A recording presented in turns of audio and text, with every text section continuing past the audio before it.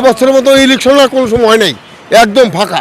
আমার বয়সে এইরকম সুষ্ঠু নির্বাচন আমি মনে হয় আর দেখে যেতে পারবো না। সরকারকে হবে সেটা তো বলা যাচ্ছে না, আর ভোট কাজটা হবে ভালো, মানুষের আগ্রহ ভালো আছে। ইসলামের পক্ষে। ইসলাম ছাড়া আমরা আর কিছু বুঝি না। আমি সব জামাতের, আমরা ভোট দেবো জামাতে। জামাত ছাড়া আর কিছু আমরা চলবো না। ঢাকা হুদা ফাঁকা না, কিচ্ছু নেই ঢাকার শহর। এই সরকার এই রাস্তাগুলি খুব সুন্দর করছে, এই যে এই জিনিসটা পাইছি ভালো। এখন সুন্দর অটো রিক্সাওয়ালা পুনপুনে রিক্সা চালায় আর খালি ঘোরে, আর কিছু নাই, মানুষ নেই, কিছু নেই। এই বছরের মতো ইলেকশন আর কোনো সময় নেই, একদম ফাঁকা ঢাকা শহর।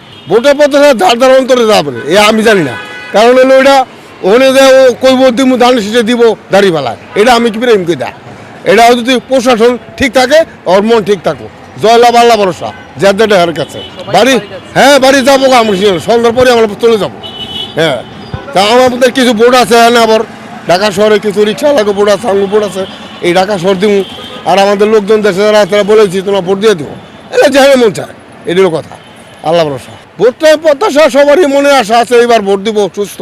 ওখানে এরপর বাকিটা আল্লাহর কাছে, দেখা যাক প্রশাসন কি করে।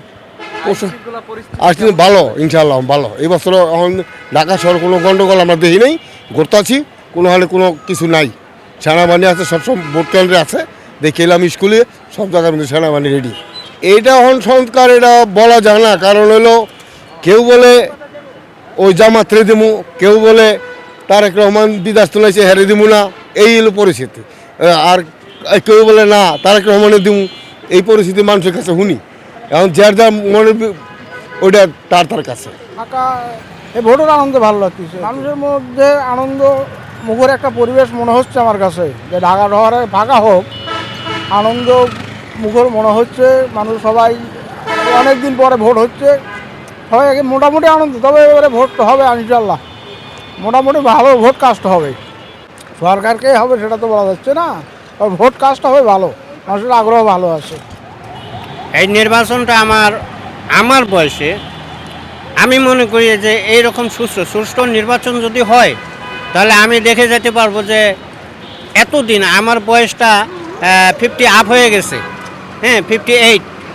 তো আমার বয়সে এইরকম সুষ্ঠু নির্বাচন আমি মনে হয় আর দেখে যেতে পারবো না। সরকার প্রচুর পদক্ষেপ নিছে, দ্বিধাদ্বন্দ্ব না করে যার যার মতো সে ভোট দেবে। আমি যেন মাঠে যে আমার ভোটটা আমি দিয়ে আসতে পারি, আমার পিছনে যেন কোনো দাঙ্গা হামাঙ্গা না হয় বা কোনো ধাওয়াধাওয়ি না হয়, হিংসা নিন্দা নাই, তুই ওখানে ভোট দে ওখানে ভোট দে, এইরকম যেন পক্ষপাতী আমার পিছনে একটা যে শাসন করবে, যার মেধা আছে, যারা দায়িত্ব মনে করবে যে হ্যাঁ আমরা একটা নতুন বাংলাদেশ গড়ব বা নতুন পদযাত্রা করব, তো এই হিসাবে আমি সাপোর্ট করব যে সেই হলো প্রতিনিধি। সেই আমরা একদিন কাম না করতে হলে আমাকে ঘরে সংসার চলে না। একদিন কাম করতে হলে আমার ঘরে সংসার চলে না। আমাকে আছে ফ্যামিলি যারা আছে, এগুলো আমি কয়ে দিয়েছিলাম বাসাত, আমাকে দাঁড়িয়ে পালে ভোটটা দিবেন। আমার ভাই বোনের যেমনি যা আছে সবাই আমি কইছি দাঁড়িয়ে পালে ভোট দিবেন। বিএনপির ভোট দেওয়ান আমাকে দরকার নেই। বিএনপি এলে আরও দেশে আরও অজগর সৃষ্টি হইব এই বাংলাদেশে। বাংলাদেশ বিএনপি 2001 সালে কী করছে, 2001 তো 6 বছর আসলে কী করছে, কিছু করতে পারে না। দেশে আরও অনেক লুটপাট হয়েছে, অনেক কাটাকাটি হয়েছে, মারামারি হয়েছে, কেউর জমিন দখল, কেউর মা বোনের ইজ্জত লইয়া টানাটানি ফাড়াফাড়ি, এটি বিএনপিওয়ালারা বড় বড় বিএনপিওয়ালারা বাংলাদেশে এটি করছে।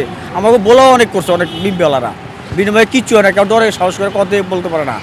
আমরা আছি ইসলামের পক্ষে। ইসলাম ছাড়া আমরা আর কিছু বুঝি না। আমি সব জামাতের, আমরা ভোট দেবো জামাতে। জামাত ছাড়া আর কিছু আমরা চলবো না। দেশে এই দেশ সরকার চালাইলে জামাত, বাংলাদেশের জামাতে চালাইব, এছাড়া কেউ চালানোর যোগ্যতা না।